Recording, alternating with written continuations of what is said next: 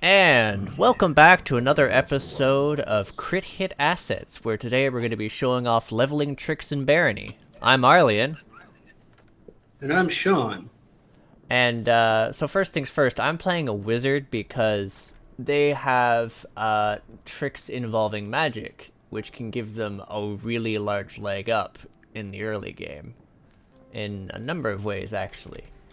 The way you actually gain experience in this game is by killing things, but you can also gain experience by By casting doing. spells.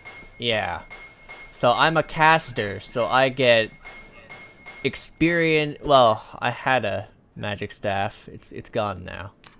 Here, have a But magic you get staff. experience. You get experience each time you flick that staff to use its spell.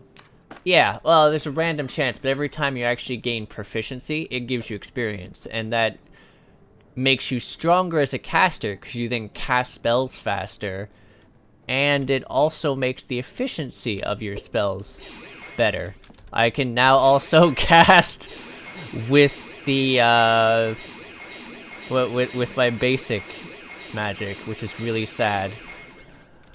Uh, on top of that, because So those yeah, books I started with, I could toss them to Sean and he can learn them. yeah. So now I have them, and I can do what he was doing, spamming the light spell, and I'm getting experience each time I hit that spell button. So basically, okay. So I have the spell ready. Um, so now every time I'm hitting it, I'm using up mana, but I'm also gaining casting ability and magic ability. So, It's pretty great. and Is the and TLDR. every time you like gain proficiencies, I believe you also gain experience. Yes, that every time you gain any sort of proficiency experience, you gain actual character experience. So you can level up off of all sorts of weird things in this game, which is going to be part of what we're showing off. Oh, All like I right. just identified that book and gained experience for identifying it. So, yeah, we'll move on to the next thing, which is related specifically to my class. So, if you start as the cleric, you get these scrolls. You get 3 scrolls of summon monster, and you'll summon a friendly monster onto the map. Now, to do what we're going to do here, you want to make sure that you have friendly fire on because otherwise you won't be able to damage the monsters. So, what we actually do is we summon an enemy, hit it with a, and then we kill it. We kill the enemy. Oh, I am now leveled up. I also got really badly hurt there. And so, yeah, we do that. We do that again, Oh, and I leveled up. me as well. It's a bit random for what the summon scrolls actually summon, but you can at least usually get like a couple levels out of doing this. Oh, And so, yeah, now we are both. Now I'm level 3. I don't know what level you are. level 3, halfway through it. So before we've even entered the dungeon, we're level we're level 3, Which and helps, by that the way, because man, leveling, the stat gains are a little bit random in this game. yeah. The other problem is if you're doing multiplayer, you're there's some difficulty involved in maintaining your levels because you don't share experience across the map in this game. You have to have at least hit the enemy and still be in a certain range of the enemy to gain experience from it. Which is sort of fair, but at the same time is really frustrating because late game, if you're both like one-shotting things and exploring, there gets issues. Also, someone dies, the person who's dead falls really far behind. Yeah. So that I guess concludes this little section. And we'll We're going to then jump ahead to later on in the game where we're going to show you some other tricks to leveling. cheese. Some more cheese. It's all cheese. Alright, and so we're now going to a different section of leveling cheese in this game, which we're focusing on weapon skills and blocking, which... So the important thing here is, This as you is can totally see, I have co-op a only, shield. by the way. Yeah, this will only work in co-op. I have a shield. You want to make sure to have the shield in its blocking position, which you do by holding down spacebar. And so now that I have it in that position, Wait. he's Oh. going to sit here and attack me. Your sword broke? That sword broke already. I got some spare weapons if you need them. Oh, that'll But help. yeah, so you Also want to make broke. you want to make sure that your AC is high enough that your friend isn't going to actually be able to damage you. Oh, my shield broke. I just And, punched it into ribbons. Here, do it one more time because I'll level up. Wait. Wait, let me equip the shield first. And there, I leveled up. All just because he sat there punching me. Oh, which, unequip your weapon? We'll just showcase it from the other side. It works better if you have, like... Oh, I do damage to you. No, you don't. Oh, you just lost health. So I can sit here. Yeah, keep punching me, it's fine. My health is staying the same, I'm watching it. And yeah, he So I can can just just sit there here. and punch me all day. If he... There! That was losing me health. Don't worry, I got health potions. And so, like, That was good. what we do, the TLDR is we stockpile on shields as we play.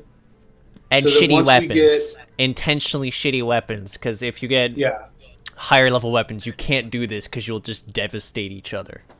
And so once you get towards the end of the game, we'll just take a moment and spend a while just wailing on each other until we have like one good shield left. And we'll keep a good shield. Don't do this with the best shield you have in your inventory. Yeah, like if you've been putting a bunch of blessings on one shield, feel free to keep blessing that shield, but don't abuse it, especially if it's a magic reflection shield, because those are priceless for the last bosses. Those. You want those. But yeah, with this little bit of leveling cheese done, we'll be touching on You need a some weapon? more... Nah, I have my fireballs. I'm good. Okay. So, now for the next part of shenanigans, we were actually talking about different ways that you can level based on skills, and one of the ways that's probably most often looked over is vending. Things like the torches that you can pick up off of the fireplaces or the walls of the very shops, you can sell and gain skill points and, by extension, experience. Like, my experience counter there is just slowly increasing, much to Sean's slight dismay, essentially, isn't it? Oh, yeah. That is that. And it's not just selling that gives experience, it's also buying. So I can buy all of these torches back and... Wow, you son of a bitch. Okay, well, fine. Be that way. It's on. So, What are yeah, you this doing? is... Huh? What are you doing? Basically, I get to buy these torches, right? And in buying the Right. torches, it gives me experience. Which I can then sell back to him. And the thing is, as you continue to buy and sell from the merchant, the amount that he buys those torches for and the amount that he sells those torches for changes. So like right now, instead of like 8, he's buying those torches for 23, 24, 25, and then I'm buying those torches for 30. So I'm slowly losing money, but it's not really a large concern, and it's also actually a fairly good way to gain money. And once you've actually gotten your merching skills up high enough, it gives you the ability to do this with any vendor for anything. It's just faster with stuff like this. There we go. I'm now a legend in trading, so I can sell this stuff for 28 and I can buy it for 30. So I'm just gonna buy a bunch of these to pass off to Sean on the next floor, so that if we are so lucky to find another merchant, he can also enjoy the ill-gotten benefit of, I mean, the shit that I just did. Because Sean is still dead. That happened. It was an unfortunate time to be had by, not really all so much as just him, but it was still an unfortunate time. And that brings us to the secondary leveling thing, which we're not going to be touching on long because it is the most tedious way to level in this entire game. But it is swimming. Let's do that in the castle. The hot tub? Yeah. I mean, we'll showcase it a little bit more because we're going to end up doing it probably in fast forward because there's just this awesome hot tub that we always go to. But I figured I might as well showcase this while we're doing it and while I was busy mugging more torches for Sean.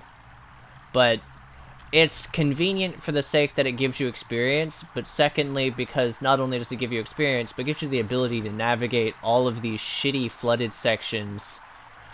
Though, interestingly enough, the amount of areas that actually have water in them are fairly limited in the mid portion of the game, since the late portion of the game tends to be boiling hot lava and spike traps, which are just a thrill to deal with. So anyways, that's these assets. Is there anything I'm actually overlooking for the leveling tricks? I don't think so.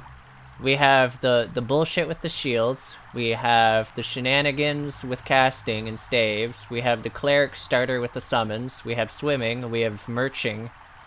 I think that's actually everything. So yeah, that's every single little thing you can do that I can think of to get a leg up on the ridiculously difficulty. Shut up, I know that's redundant. Of Barony. Hope. So yeah, we'll catch you next time where we'll hopefully have an asset video for something else with also an equivalent amount of griping, complaining, and death on the side of me and Sean while we were in the process of recording this. Like, comment, and subscribe if you enjoy this sort of thing. And if there is a game that we're really into that you're possibly going to ask us if there's some sort of thing that can possibly be done to sort of make the game easier, we can always go and check it out.